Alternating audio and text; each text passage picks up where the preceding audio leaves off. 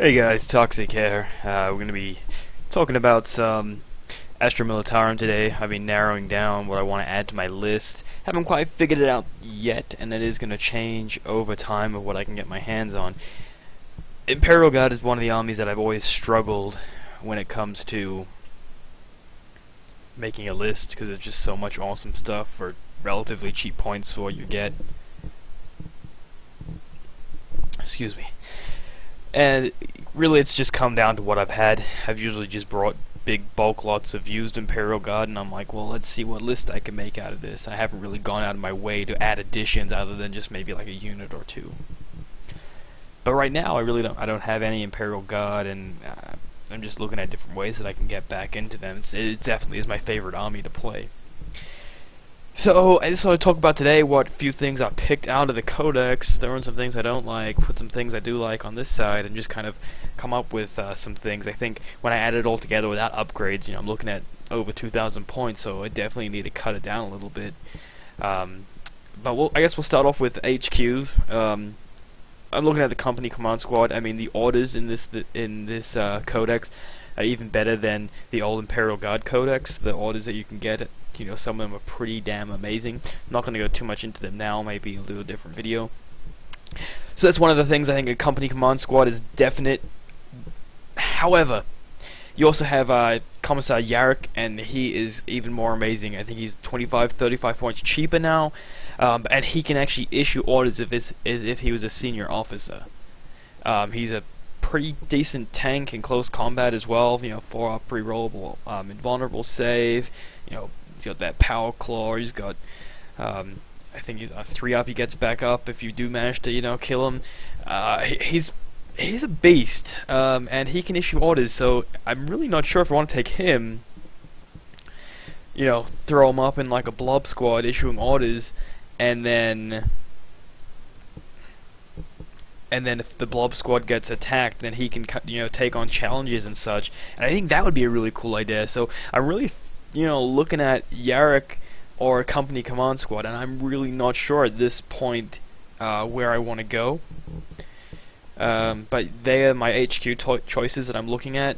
My third HQ choice, which I'm really just taking, not really for an HQ choice, but more of a heavy support choice, and that's the tank commander. Obviously it's an HQ choice, but they're riding around in Lehman Russes, so it is kind of more of a free HQ choice, I guess, if you want to look at it that way. Although you can, take it as your HQ.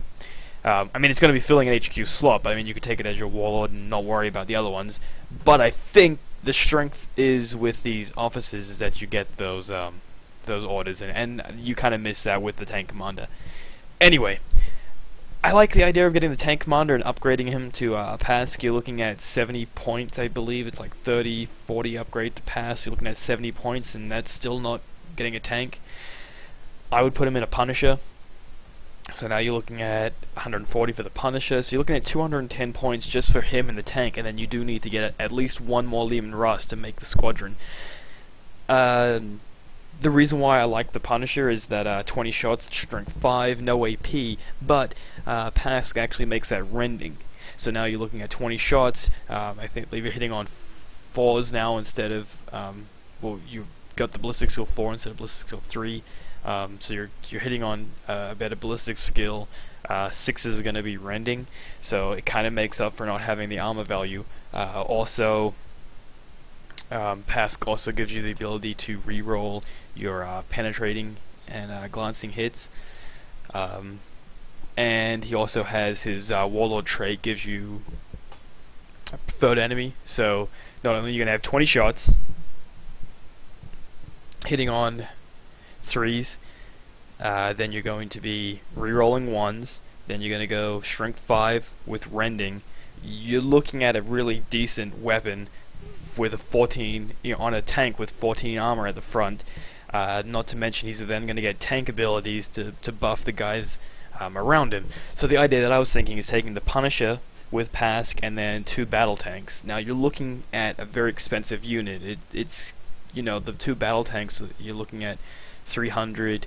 The Punisher's 140. Pask is 70. You're looking at 510 without sponson upgrades or any other upgrades, so you may be looking at 550, 600 once you get down to the upgrades, but I think that unit is going to be very, very strong. And that's an HQ unit, so if you really did not care about the orders, that is your HQ unit. And you know, you look at other armies and they could be throwing that much points in for a unit to go for your HQ and your HQ to go in. That's something I've thrown around with. I kind of put an asterisk next to it though, because I'm not sure if I'm willing to put that much points into that tank squad, especially with what I'm going to be adding, and I'll tell you that later. Then what's really awesome in this codex is that you get priest, psychers, and your engine says they're all 0 to 3. They don't take up an HQ slot, and you can move them around to the squads at the start of the game. So I've gone for one priest. That's kind of what I want for the infantry blob squad that I would probably be taking, a priest in there in case they get charged. You know, it helps with their leadership. I think it makes them fearless. And then I've also that's only 25 points, so why not? I went for the priest over the commissar just because of the battle hymns. And then I took 3 Primus Psychers, which are 50 points, 3 of them 150 points, and that just gives me 3 Psychers that I can add to squads. And really, if you're just looking at them in the fact that they're going to dish out some psychic powers, and they're going to buff your squads to the ability where where, you know, Psyker attacks your squad, you roll 6, you neglect it. If you have a Psyker in there, it buffs that up, so now you're looking at a 5-up, so, you know, 1 in 3 chance that people that are attacking you with psychic powers is not going to do anything to you. I think that's kind of cool. Another reason why, going back to the company command squad, Astropath. I think I'd probably put an Astropath in there for 25. It's a Psycho with telepathy. You know, you get some nice psychic powers for 25 points. You get that extra ability to fend against psychic powers. Why not? Going back, so that's my HQs. Then I was kind of looking at either Yarrick, Command Squad, Tank Commander, and then taking the Priests and the Psychers. Looking at troops, there's really only 2 options now since I've taken out penal squads. You get your platoons or your veterans. I would go with both. I would have 1 platoon. Probably looking at maybe 3 infantry squads, but combining them together. I probably wouldn't take any heavy weapon squads, because the infantry squad, if you take a heavy weapon from each infantry squad and combine them together, it's kind of making a heavy weapon squad. Again, I haven't thought about too much special upgrades when it comes to all this. Then we're looking at, so the infantry squad, platoon command, you're looking at 35 guys there. That kind of form my main blob squad and put that behind a defense line. And then here's another kind of awesome thing that I really want to add is special weapon squads. It's 6 guys, 3 of them have to upgrade to a special weapon. Snipers are only 2 points now, so you're looking at 36 points for 6 guys, 3 sniper rifles. You know, 2 squads of those, 72 points for 12 guys, 6 sniper rifles. You can just sit them back, sitting on a home objective, just kind of harassing your enemy, maybe picking off a couple of characters with their snipers. Really just, I mean, 72 points for those 12 guys, you know, 36 points for each squad. Just throw them on an objective somewhere and just see what they can do. You know, I don't see why not. Then I'd probably look at getting 2 veteran squads. Veteran squads are 60 points each without upgrades. Probably add, you know, a few upgrades there. I'd probably go maybe 2 plasma guns, heavy flame, or las cannon, and then give them a transport. So then that way, you're looking at a squad that can sit back and cover. You know, maybe on an objective, do some damage with the las cannons, pick off things with the plasma guns, and then they can also get into a transport and bail for an objective if they need to. So that's kind of what I'm thinking with veterans, kind of get 2 squads of those. Sometimes I could go with 1, but I would like 2. Then the transports, you're either looking at the Chimera or the Turox. Not the Prime, just the regular Turox. I've chosen the Turox over the Chimera, just because it's a little bit cheaper. I believe it's about 15 points cheaper. You do lose one armor up the front, but you do gain, instead of a multi-laser, you have a twin-linked autocannon, which I really like the idea of, that twin-linked autocannon.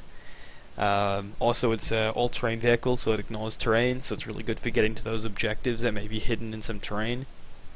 I just like the model as well. I know a lot of people don't, but I really like the model, so that's probably why I would prefer the Turox over anything else. And then looking, so that's kind of my troops. Going into more elites, I would probably be interested in getting one squad of Scions. They do deep strike, so you can have a squad of 5 at 70 points, upgrade them, maybe give them 2 melters, as well as the other ones would still have their AP3 guns, so you can just deep strike them behind enemy lines. You know, you're looking at a 5-man squad under under 100 points, 2 melter guns just to harass, maybe blow up a tank. If they kill a tank, then they make their points back, and then at that point your enemy has to spend a turn shooting at them, so they're going to make their points up in getting shot at and maybe blowing up a tank. I just would like to use those models as well. I think it'd be cool to throw in a 5-man squad. Here's where we go to things that I might not be taking, but I like the idea of, is a 3-man squad of armored sentinels. They kind of drop them points. So 3 is 120 points, plus you would give them, I think, plasma cannons and not too much more. I don't know the exact points cost for plasma cannons, but I believe you're looking at under 150 points for 3 sentinels, 12 on the front, plasma cannons. That's not really a lot of points. If you're buying the battle forces, you're going to be getting these, well, I don't know if they sell them anymore, but if you have, sentinels, why not? I mean, you have big tanks and other beasties. Maybe that they're not going to be shooting at these armored sentinels, so you can get a couple plasma kills off. Give them missile launches. I don't know. Give them flamethrowers for all I care. But I just think it's a nice little unit that could disrupt the enemy, and they're not going to be high priority. So I kind of put them in there. But again, I'm asterixing those because they are a thing that I wouldn't mind dropping. I put in a Vendetta, just one. They did get nerfed down to only being able to hold 6, and as well as costing more. They're 170 points for a Vendetta. Vendettas, the only reason why people really took them is because they were so cheap. Now I don't see them going to be taken as much now, but really, where else are you going to go for a flyer? I've never taken a Valkyrie. I've only taken Vendettas, so I really can't see myself taking a Valkyrie. They've basically stayed the same, but the Vendetta, I still see, maybe throwing in one. Again, it's an Asterix unit, so I may not take it, but a flyer is a flyer, and why not? Then I'm looking at Hydra. I threw in just one Hydra, 70 points, gives you some anti-air, why not? Also the defense line with the quad gun, so that's something else. And then the last one is the Wyverns, or the Wyverns, the new artillery. I like them. 2 blast templates, it's only shrink 4, AP6 I believe, has shred, so you're re-rolling your wounds. I like them. They're really cheap. You can get 3 for 195 points. So 3, you're dishing out 6 small blast templates with shred, strength 4. Again, it's something that I could probably drop, but I would like to include 3 of them. And this is one that I really definitely want to include, and it's not from this codex, but I really want to include a Paladin Imperial Knight with the rapid fire battle cannon. 375 points. It kind of sucks because it does take away from your main list in terms of 375 points. That's stuff that I can't get from the Imperial Guard, but I love the models and I really want to play one, and I just like the idea of having one in my army. So I really want to get one of those and add it to the list. It does make it more difficult for me to get the stuff that I want from the Astra Militarum into this list, but what are you going to do? And then defense line. I'd like to throw in a defense line with a quad gun, which I've mentioned a couple times before, which is 100 points. So with all that, I think I was looking at 2,200 around there, and that's without upgrades. So obviously I'm going to need to cut back on some things. It's just a matter of time of just going over the codex a couple more times, seeing what I can afford, seeing what's out there. I mean, I may just end up finding someone willing to give up some of their old Imperial Guard that don't play anymore, and then just seeing what I can make with that unit. So I really don't want to make anything I'm kind of over competitive play in 40k now. I really am more about just the fluff and having and playing for a narrative rather than anything else. I don't have any desire to really play in tournaments or at a really competitive level. I'm just kind of over that now. It's just not fun. You don't end up playing a list that makes any sense. You just end up playing a list that is strictly for the mathematics and stats and what's good mathematically and all that. And I don't really like that idea. I would rather build a list that works well and I can make a fluffy list for it and just have fun with it. So again, I may just end up kind of collecting more than anything and just buying units that I like the look of rather than units that I think are going to be good. But that's kind of where I stand, and this is going to be, it's kind of a list that I'm working on, as well as just kind of pointing out some things that I found good in the Astra Militarum codex. It is a nice codex. It has taken a little hit in some points, but it's got a boost in other points. So that's really it. I just kind of wanted to talk about that list. Hope you guys enjoyed and maybe you got some ideas yourself. As always, check out alliesindex.com for more 40k, more anything, more geeky games, really. And I've been Toxic, and I hope you have a good night.